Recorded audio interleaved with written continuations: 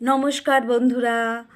আমি না কিছু সত্যি সত্যি ঘটনা জানি ভূতের, এবং কিছু গল্প কথা নানা রকম জিনিস আমি বলতে চাইছি সেটা। আর তার আগে বলে নিই, 11 তারিখে আমি আমার মায়ের পুজো দেবো আর শিবচর্চা দেবো। কিন্তু আমার ইচ্ছা আছে আমি কাউকেই ডাকবো না, এবারে একটুখানি আর্থিক সমস্যা আছে, তাই জন্য নিজে নিজেই বাড়িতে পুজোটা করব। এর মধ্যে একটা পুরীরও যাওয়ার ইচ্ছে আছে।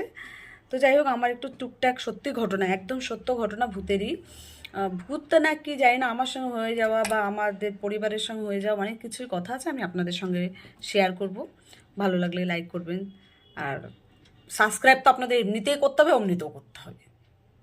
মানে আপনারা যদি বলেন আমি কি দেখে এমন সাবস্ক্রাইব করবো, অত আমি জানি না। সাবস্ক্রাইব তো জাস্ট একটা আঙুল দিয়ে টিপে দেবেন, ব্যাস হয়ে গেল সাবস্ক্রাইব। সাবস্ক্রাইব আপনাদের করতেই হবে, লাইকও করতে হবে। তো এখন আমার হচ্ছে গিয়ে ছোট্টর মধ্যে একটা ভূতের গল্প আপনাদেরকে জানাই ছোট্ট করে। একটা ছিল পেঁয়াজ।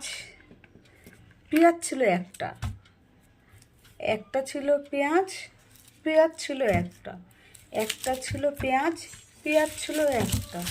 একটা ছিল পেঁয়াজ। পেঁয়াজ ছিল একটা। পেঁয়াজ বলতে বলতে আদা চলে এলো না। পেঁয়াজ ভূতের গল্প বলা, এটা কিন্তু ভৌতিক অবস্থা। এটা কিন্তু ভৌতিক অবস্থাই, এর জন্যে দেখলেন চেঞ্জ হয়ে গেলে এরকম।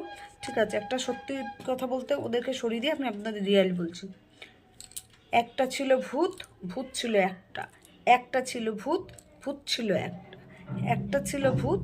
ভূত ছিল একটা। আমি খুব সুন্দর সেজে আজকে, না ভালো লাগছে না? ঠিক আছে, লাইক করে দেবেন। ভূতের গল্পটা শুনে যদি আপনাদের ভালো লাগে, লাইক করবেন, সাবস্ক্রাইব করবেন, শেয়ার করবেন, কমেন্ট করবেন। আর এগুলো সবটাই করতে হবে জাস্ট তো আঙুলের টাচ করে। ঠিক আছে, টাটা।